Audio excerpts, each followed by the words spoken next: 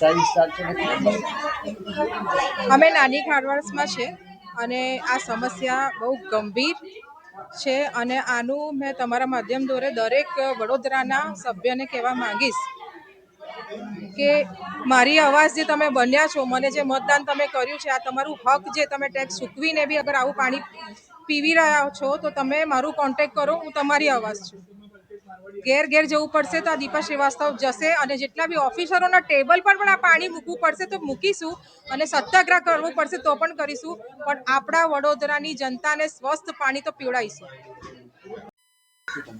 Ward number 14 નાની ખારવાડ વિસ્તાર, પરંતુ આ સમસ્યા નાની ખારવાડ નથી, સમગ્ર વોર્ડ નંબર 14ની છે. મારી વોર્ડ નંબર 14ની જનતા 90% જનતા જગથી પાણી પી રહી છે. ખૂબ જ દયનીય બાબત કહેવાય, નિંદનીય બાબત કહેવાય. આઝાદીના આટલા વર્ષો પછી પણ જો આપણે જનતાને પીવાનું શુદ્ધ પાણી ના આપી શકતા હોય ને તો આ ભ્રષ્ટ શાસકોએ ડૂબી મરવું જોઈએ. પોતાના હોદ્દા પરથી સ્વયંભૂ રાજીનામું આપી દેવું જોઈએ. કારણ કે તમે 30 વર્ષથી કરતા શાસન ચલાવી રહ્યા છો, જનતાને પીવાનું પાણી નથી આપી શકતા.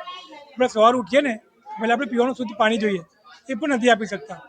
અરે સવારે જ્યારે વિસ્તારમાં આવ્યો ત્યારે કેટલા લોકો એમ કીધું કે અમારા ઘરે મહેમાન આવે ને મહેમાન આપવા એક ગ્લાસ પાણી પણ નથી, બહુ કાળું પાણી છે. જનતાને કાળા પાણી લોકો સજા આપી રહ્યા છે.